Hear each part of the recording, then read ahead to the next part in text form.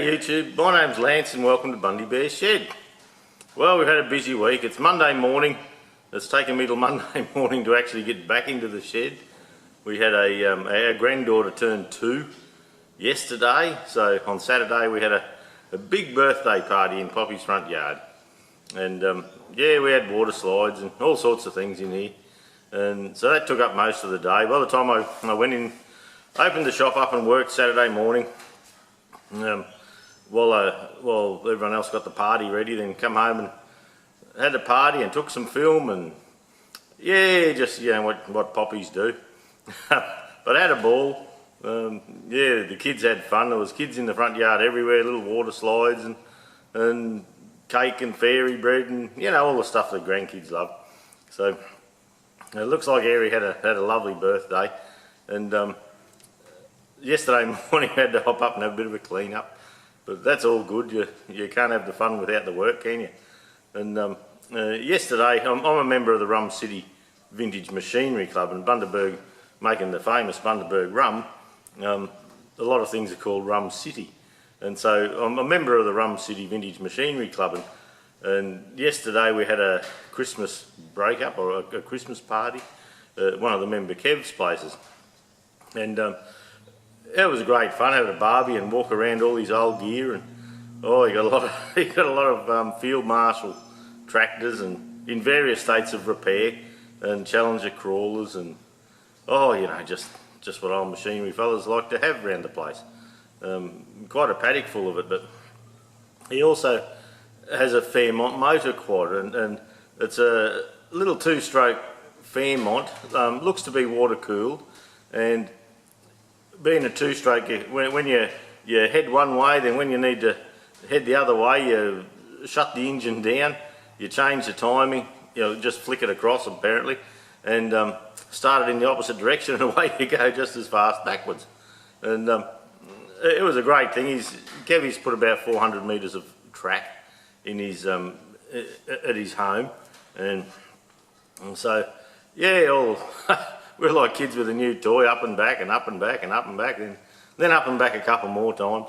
And but yeah, look, it was a great day, and so as such, yeah, when we come home we had a few little jobs to do, so it took until Monday morning today to get up to Bundy Bear Shed. But I have a few things on the go. In this episode of Bundy Bear Shed, there's a little bit of machining I did on a disc for the John Deere 420 linkage arm, and well, it was one of those jobs. I had a little bit of, I thought I had a bit of 3 1/4 round bar there that I could chew some off the end and make a washer, but look, I didn't. The stuff I thought was 3 1/4 was 3 inch, so I found a round disc and we cut a washer out of the disc, which in hindsight I should have just went to town or waited and went and got a bit of the right size stock, but I grabbed the piece in the 4-jaw chuck and turned it down, and I thought I had enough meat to drop a parting blade in and take a 100th hour washer off the end, but I had a bit of a brain fart, and where the parting tool come in next to the 4-jaw chuck, well, I hadn't allowed for the jaw there, so then I had to put another little chuck in there, a small 3-jaw chuck I had on a 5C collet which goes up the head of my lathe, and well, it was it was a pretty dodgy setup. I put the chuck there, then I went to make a cut, and it just wasn't supported well enough. It wasn't a real good idea. So I ended up putting a tail stock, a tail centre up between the jaws of the other one to support it, but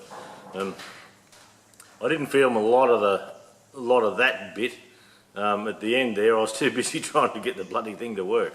But anyway, look, we chewed it off in the end, and it actually came out pretty good. But I think with some of the setup I had, it was more good luck than good management. But anyway, probably you'll see what I got up to anyway. Yeah, but if you're looking for best practice, well, yeah, this isn't the one. You need to have a look somewhere else.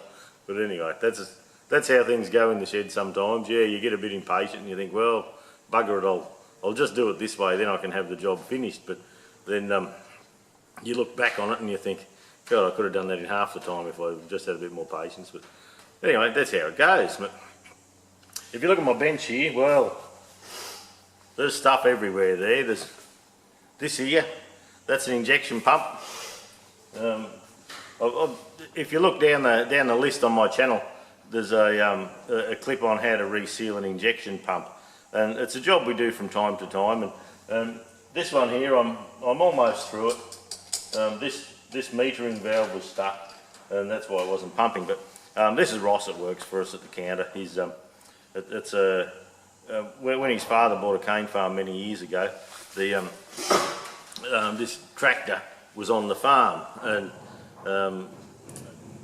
so another member of the family has it now. So it just stopped pumping.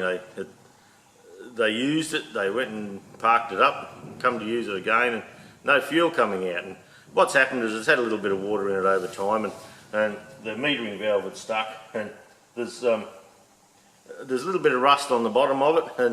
And this would be an instance where if you took it to a diesel shop, it would cost you thousands. You can see tiny little traces of water here and there, but for a tractor that it doesn't earn a living anymore, they don't earn a living with the tractor anymore. It's just to keep a block of land tidy. You do it slashing 3 or 4 times a year, just to keep the grass down. So you don't need everything right up on top line for that. So later on in the day, I'll probably get this going, and I'll take it in tomorrow for him so he can pass it on and they can fit it. But I've got a few other things on my bench.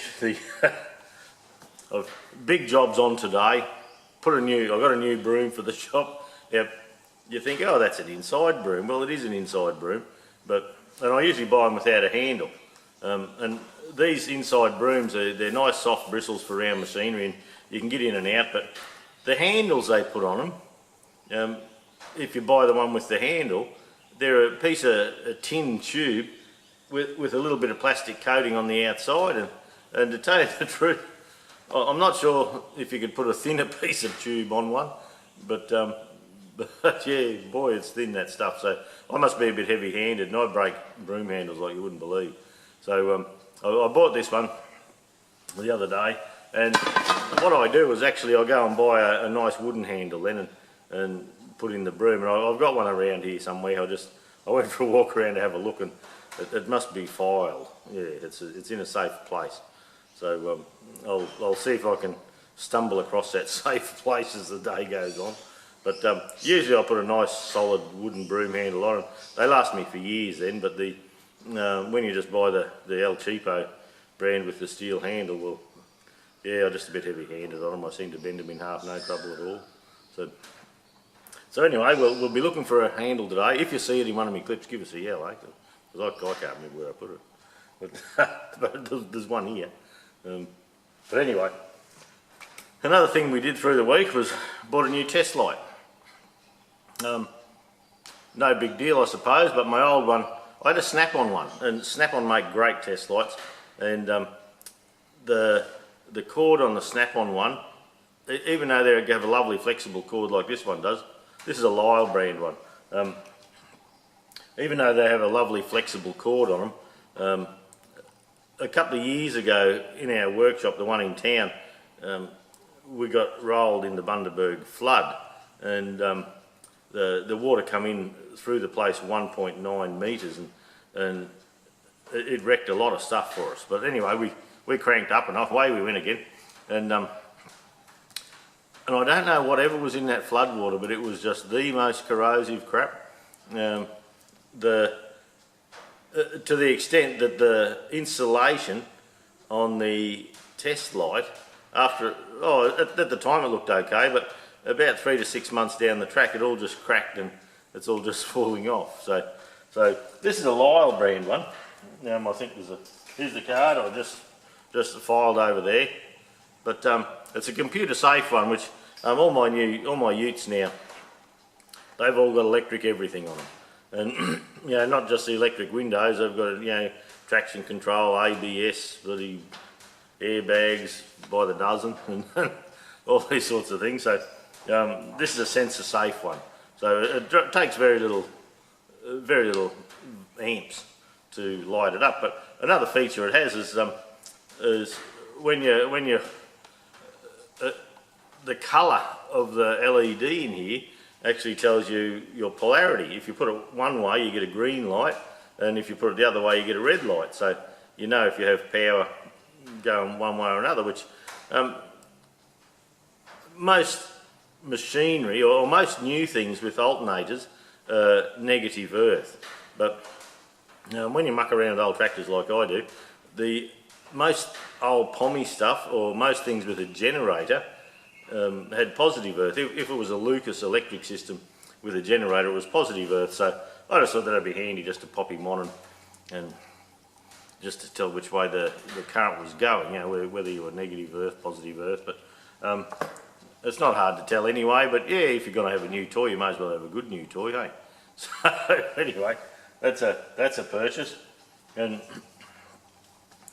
we've also got some air regulators.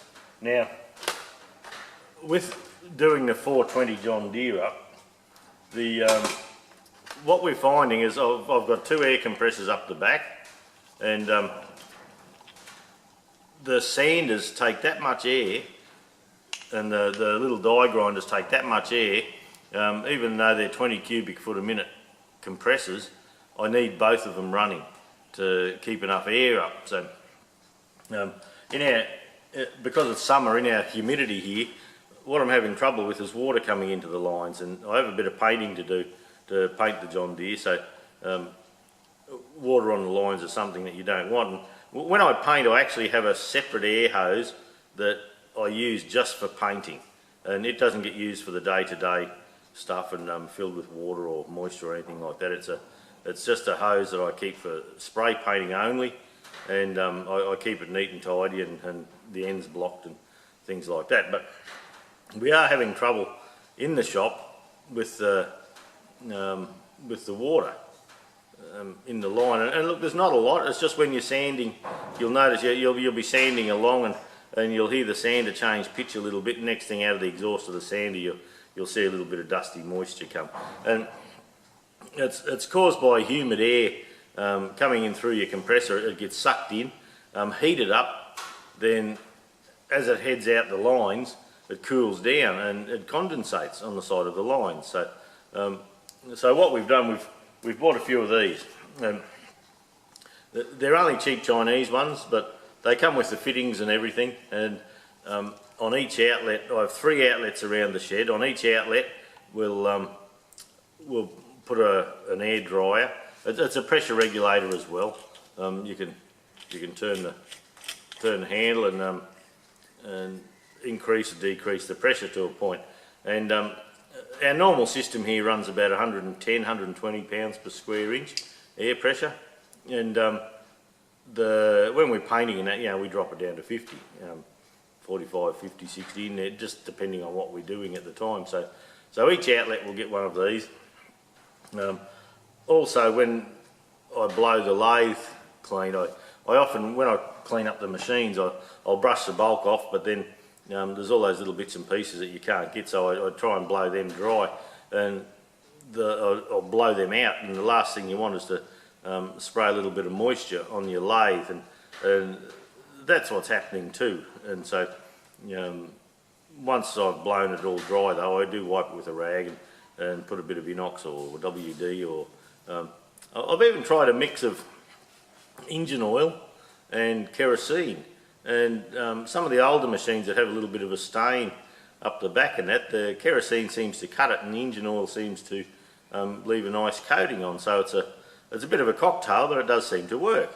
So we use that from time to time. But part of today's exercise, just on my day off, is we'll replumb the place. Where the air comes in, I have 2 compressors feeding into the one line.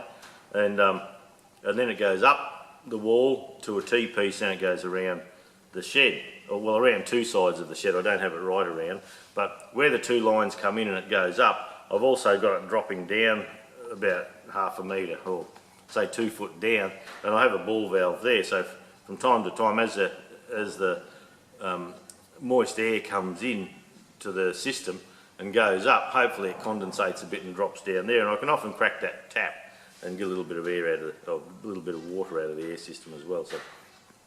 So yeah, I'll put a few of those fellas on and we'll give them a bit of a test run. But yeah, we'll see what else we get up to. There's not an awful lot of content this week. I spent a lot of time last week sanding the John Deere 420, and watching me sitting there with a little sander in my hand, cleaning paint and rust and things off, it's yeah, sort of like watching grass grow, really. Not that riveting sort of stuff, but anyway, we'll see what we come up with. Mainly just have a bit of a chat and a bit of machining from last week, and yeah, I might show you a few of these air dryers and things like that. All the fittings get Loctited in, and I'll keep the quick release couplings on. And the reason is sometimes if you're using a big nut gun, it's good to get the receiver or the dryers out of the system, because even though they do dry the water, they can restrict flow a little bit. And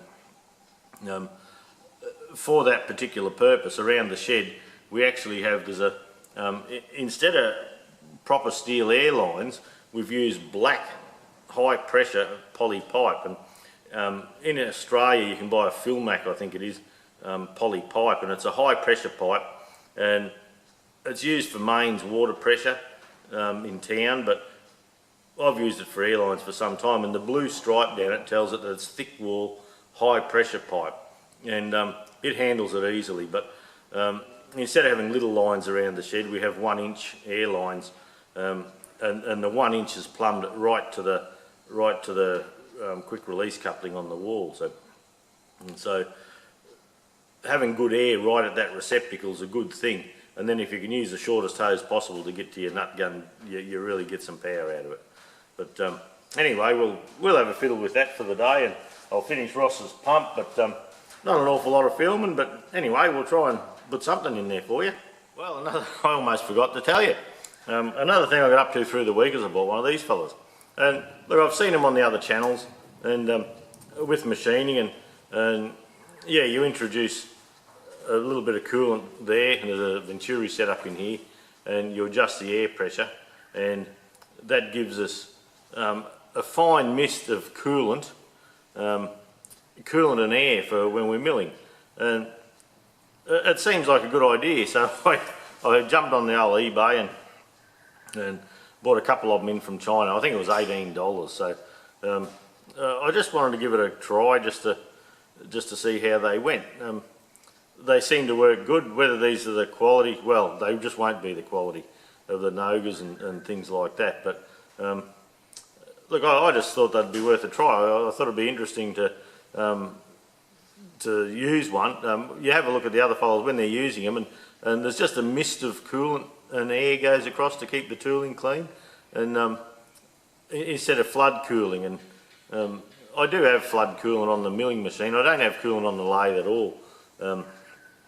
But I thought on the lathe, if I wanted to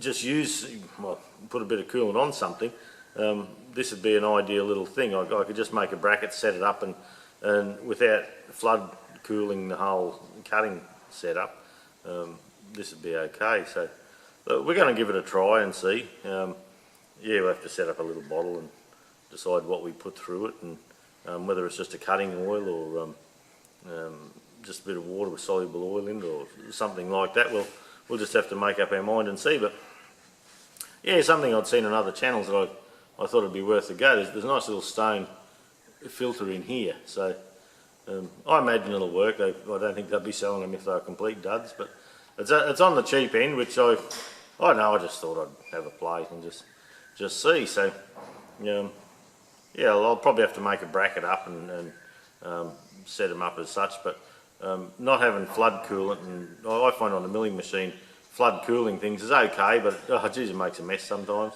And on a small shop like ours, where we don't do a lot of machining, we're machining from time to time, but we don't use the coolant an awful lot, and you have trouble with coolant going off and going stagnant and things like that. So yeah, just another little thing to have a play with, and another toy.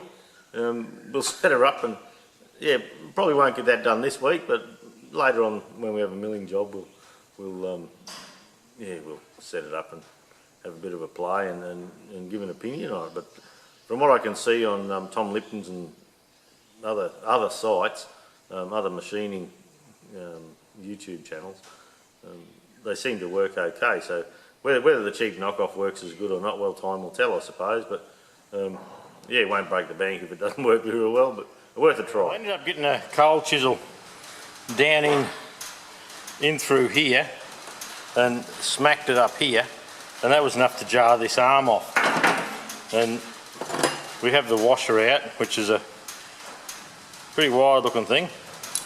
But what we need to do now is work out what we need. And this width that they had there before, with that sitting in, pull it right over, and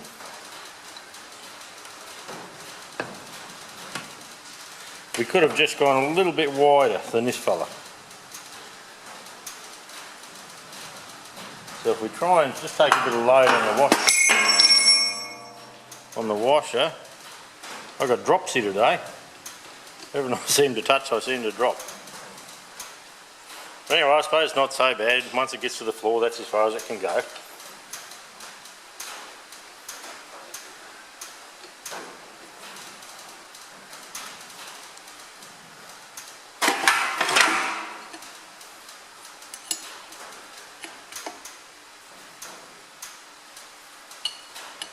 I don't want to tighten this up too much because it took quite a while to take that off this morning, so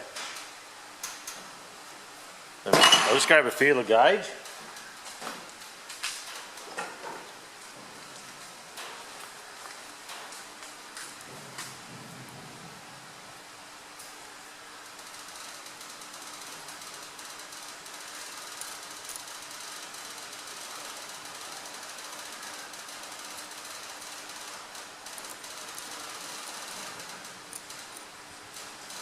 I think that feeler gauge is reasonably firm. So what we'll do now, we'll take this off, we'll measure the feeler gauge because they're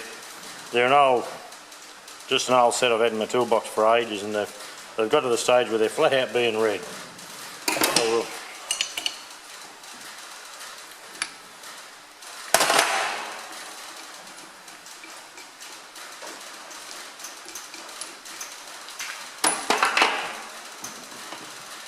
that's gone tight again.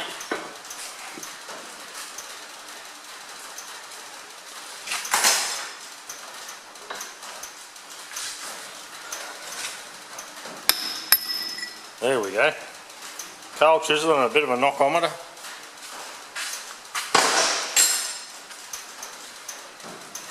Away we go.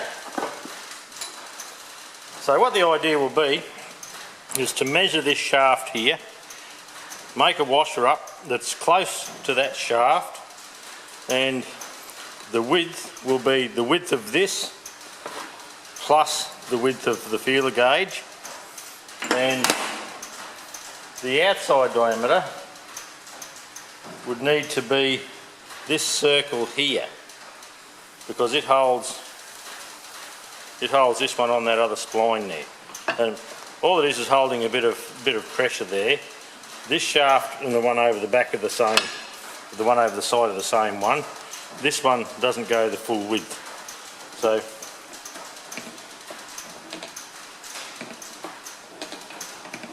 actually this one, I just told you a heap of crap there. This one here is the one that goes to the other side, and this is the one that doesn't go the full width. It lifts up the underbelly hydraulics. So the idea is to keep the side movement out, then put a washer in, and when I tighten it up, it has free movement, so this can turn easily, but we don't have any slop and movement sideways, so it all sits there nice and tight. So we'll do a few measurements and we'll work out what size we need to make that washer. Well, I had to draw up a little plan. I know some of you fellas that are pretty conversant with CAD, computer aided drafting, but up in Bundy Bear's shed I don't have CAD, but I do have PAD. So there you go. There's my pad drawing. So the truth is with this, it just stops me having a brain fart halfway through the job and forgetting my measurements. So anyway, we've got our pad drawing done. We've got plan and end elevation and all that sort of stuff happening here. So we don't muck around in Bundy Bear's shed, eh? Well, the only thing I could find to come to the 3 1/4 OD for the washer that we're making is a round circle that's been cut out with an oxy one time. Now, there's a fair chance, I don't know whether it's been quenched or not, and there's a fair chance that if it has been quenched, it has got hot or got hardened a little bit. So all I'm doing here, I've got a centre there. Before I get too excited about locking it all up, we'll just try and get the centre pretty well into the hole. Oh, look at that. I'll just nip that up a little bit.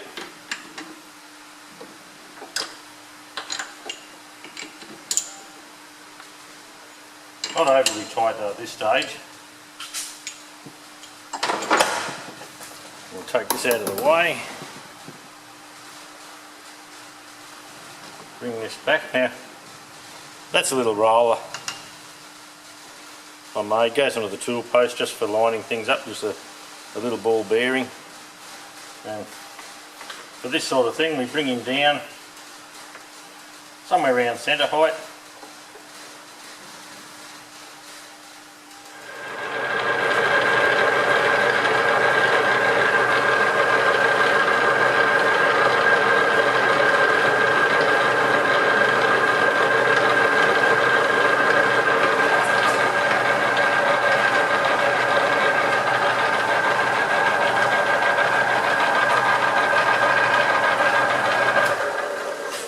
That's not too bad, it's only a washer after all, so we're going to bore a hole in here, or drill a hole in first as a start, open it up to 2 inch ID, and then we'll chomp away at the outside and see what we can do there.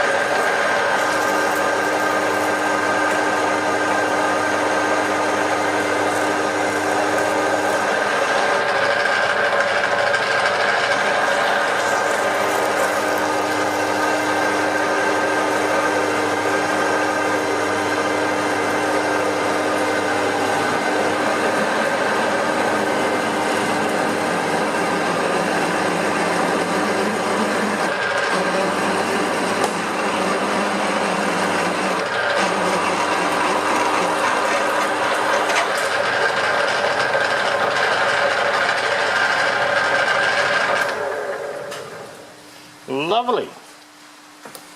One thing I probably should have done a bit earlier was just face this off a little bit, so we'll do that now. Better late than never. I might even change the feed round the right way. See how we go with that. Oh, it's hard to get good help in it.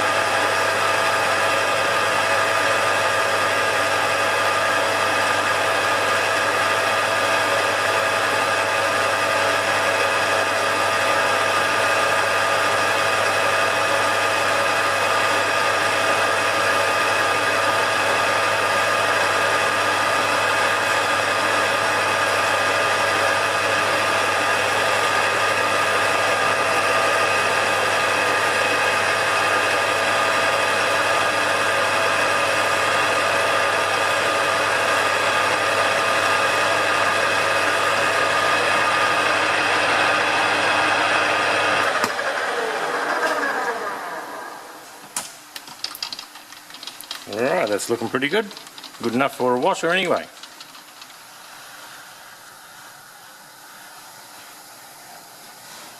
Right, now we've faced that, that's certainly good enough for what we're doing.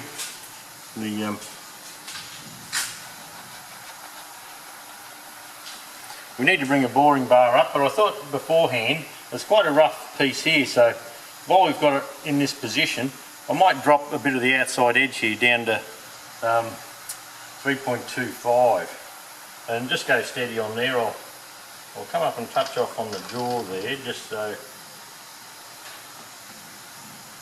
I'll zero the DRO up here so we know. So bringing back 5 there, zero it again. So when we're coming up here, we certainly know how far we're going and when we should start having a good look when to stop.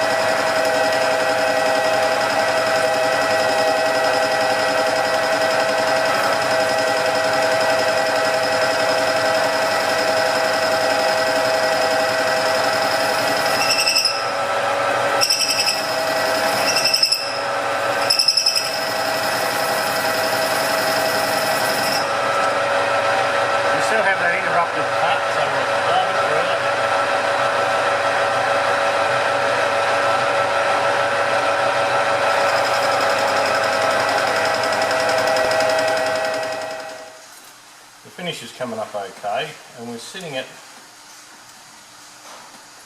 just under 1/4 inch, so by the time we have a 100th thou washer we may just have enough room for a parting blade, I believe. Anyway, we'll chew away.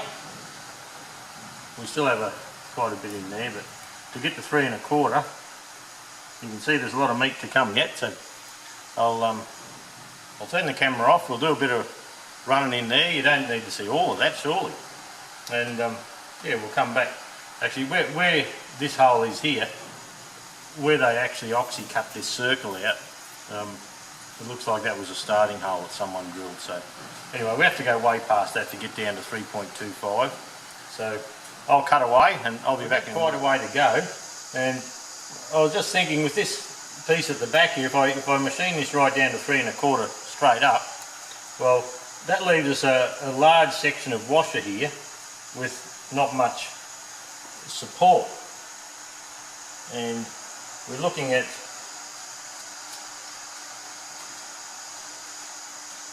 5mm, so that's a little bit under 1/4 inch, so it'll probably be enough. But what I've decided to do is, instead of bringing this one right in and have this not supported very well, I've decided to bore the hole and then come back to this. And the reason for boring the hole and coming back to it is that I just feel it's a bit more rigid with the more metal in through here. So I'll set the boring bar up and we'll do a few runs with that.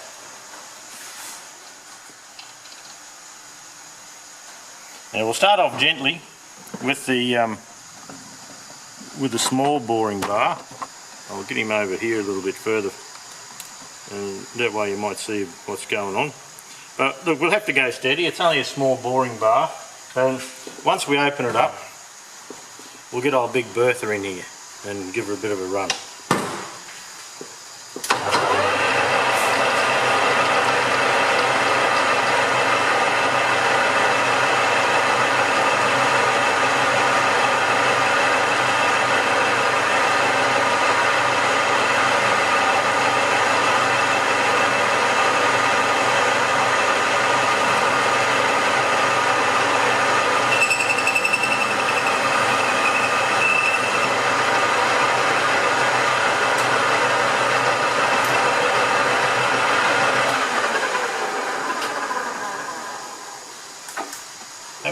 forgetting which way my drive goes.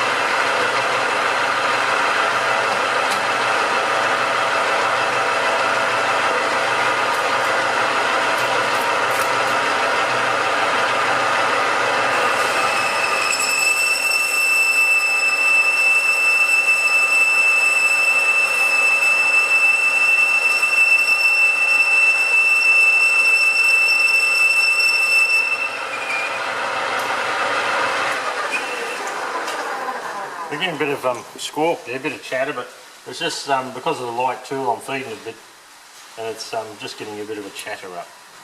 So we'll see if the big boring bar is right to go through yet.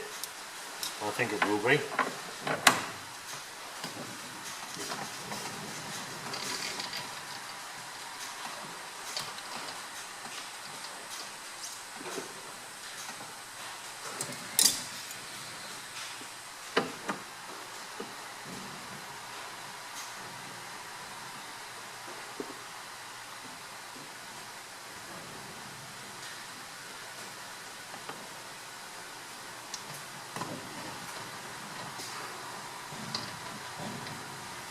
We'll give this a go.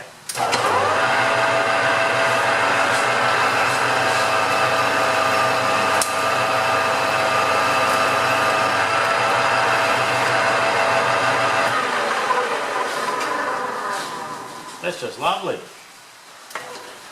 Well, we put the camera up the top here. It's sitting on the lathe, so we'll just do a run and just see what sort of vibration we get.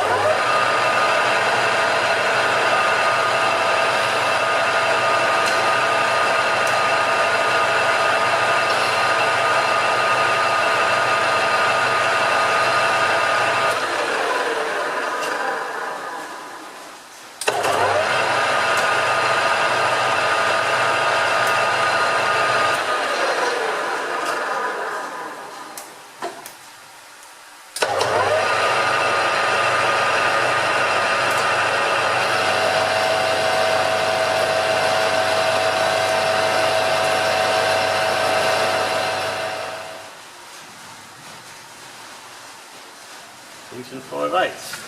I'll just try and clear some of this stringy swarth. We don't really need that flicking around. I always have a big wooden box under my lathe,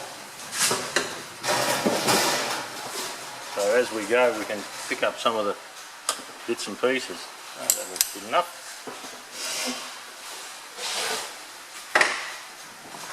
Alright, let's give this another rattle.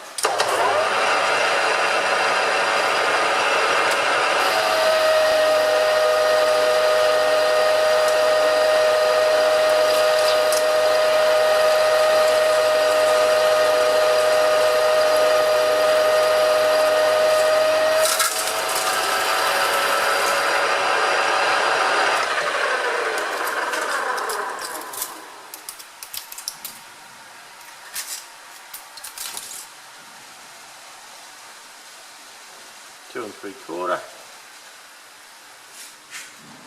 Right, we'll try and get you set up again and see a few cuts coming in this way. You can probably hear the fan in the background. It's quite humid here. We've had evening storms, so yeah, it's quite humid in the corner where the lathes and the milling machine is, and that's why we have the fan on. So there'll be a bit of background noise. So apart from the birds singing, the front doors rattling, the roof crackling, and the fan going, you should have pretty good sound, I think. Yeah.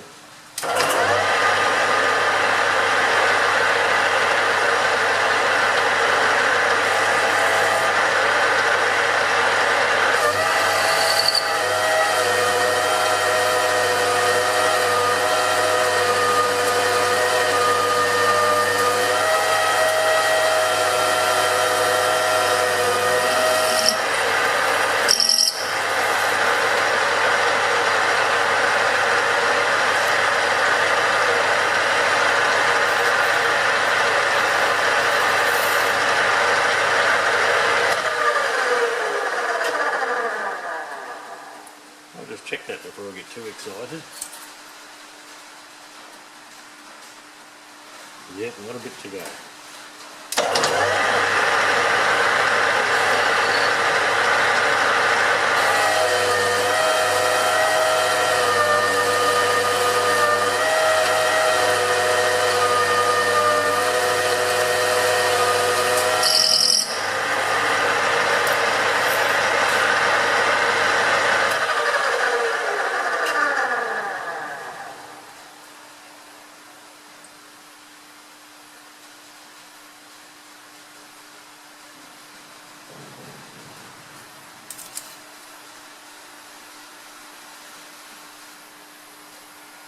Must be good to be able to see.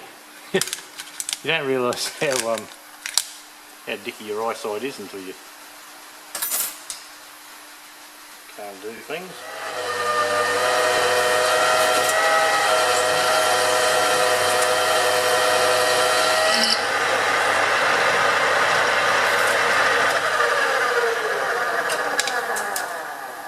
We don't need to get too excited with the measurements on this washer, as you can see. Look at that, that's lovely. Yeah, where it's going, it's an agricultural thing. It's just take up a bit of wear, and you might see the outside edge of it, and that's about the limit. So what we'll do, we'll come across here, touch off on the jaw.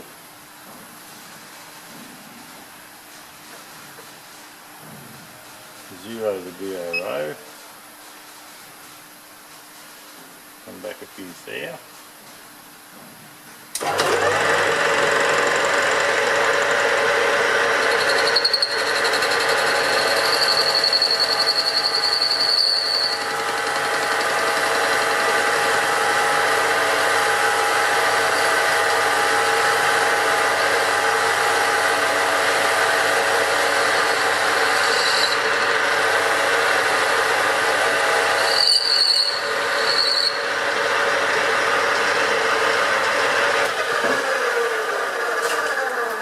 Now the idea of that last little tidy up was just to give us a nice true surface from here down for a parting blade. Now the exercise will be to see if we can get a parting blade down in there. If we can't, we might have to grab it in here or pick it up in another way. See, by the time we get a parting blade in there and then give ourselves 100th thou, yeah, that might be a tall order, but we're going to have a go. Right, we've had a bit of a bozo moment here. I was thinking that as we had room 100th thou wider here, that we could fit a part off blade in there and part this off and have 100th thou, but what I wasn't taking into account was the lip. This part here is that much wider than the part off blade, so by the time we have the parting blade coming straight down the edge there, well, there's no room. It has to hit the chuck, and yeah, there's just not enough room, I'm sure. I'll do a setup and have a look, but I bet it won't work. Just looking at it, and if it does work, I think it's playing with fire. We're very close to the to having things go bad if we proceed. So we'll go up and have a look.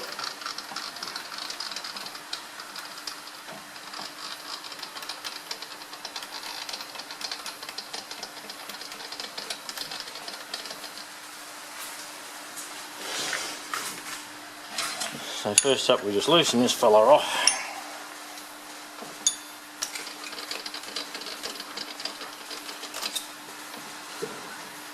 Square the holder up with the work.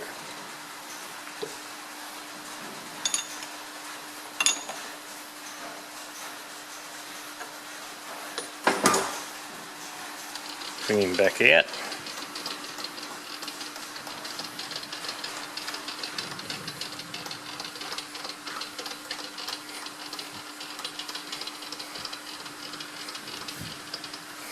And take him over.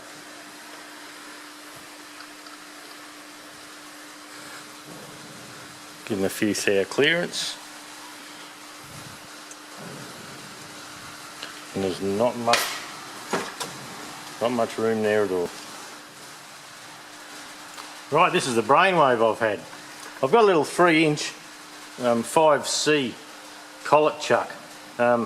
The bore up in the centre of my lathe is 5C, so I just bought that for doing little models and things like that, just a small chuck. So what I've decided to do was on the parallel part, not on the taper where it goes into the 5C, there's a nice parallel there, so we'll put the 3-jaw self-centering chuck in, and I believe that should give us enough room to come down the side there and part that off. So we're going to give that a go.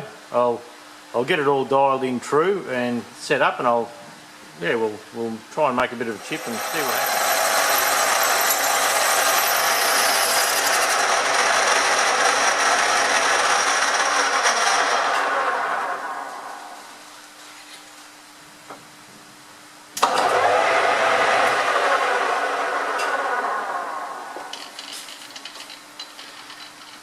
Well, there you go. After much ado, it came off. Oh, well, you have good days, and you have some that aren't that flash. But anyway, they're all good. If you're above ground, they're all good, really, aren't they?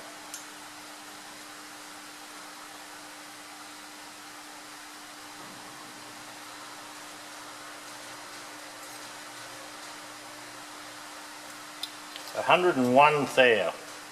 Hey, bloody old farmer, you got to be old tractor mechanic. You got to be happy with that, haven't you? All right, I'll let that cool down, do a bit of deburring, and we'll go and see how it fits. Well, we're back over to the 420. Oh, that fits on nicely. Now this is a tapered spline. It has got a place an indexing mark down here, so we should be able to nip this nut up.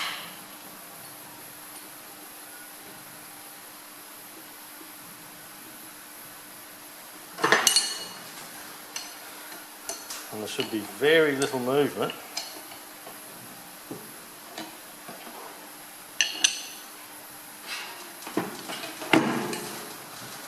Back and forth, it's very nice and tight.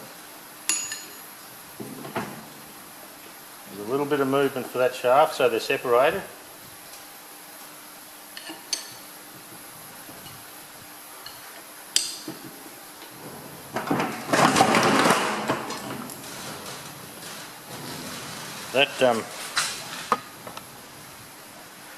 That wasn't exactly in the plan. But anyway, that's looking good. That little bit of movement, there is a little bit of movement there, but you won't get that out because of the spline. There is some spline wear, so I'm saying, well, I'm imagining that it did a lot of underbelly work on an underbelly cultivator, and I did take an underbelly cultivator off when I bought it. So anyway, we'll pull this off now. We'll pull the arms off and we'll just detail them all up. Give them all a nice sand and get them ready to blow a bit of paint around. And hopefully over the Christmas break. We'll see how we go. Well, here's just something to finish off with. This is what I've been doing today. We have a cast iron insert off an old patio chair, and we need a new chair for out the front. And I told Judy I'd make a chair for her. And, oh, well, I suppose my 6 months was up. They don't have to keep mentioning it, We do get round to it, us fellas. But anyway, that's the back. It's going to look quite nice when it's done, and it'll have pine boards around and a pine board coming up through the top. And the base of the seat is that fella there. Few old wheels and put a back on it, and that should have it going. Yeah, so hopefully it turns out a nice chair. Anyway, that's all we have for Kangaroo Stew this week. Keep up the good work. Whatever you are up to, get into it. Get up in your shed and enjoy it. And please hit the subscribe button and the like if you like it, and comment. And thanks for watching, and I'll catch you later, eh?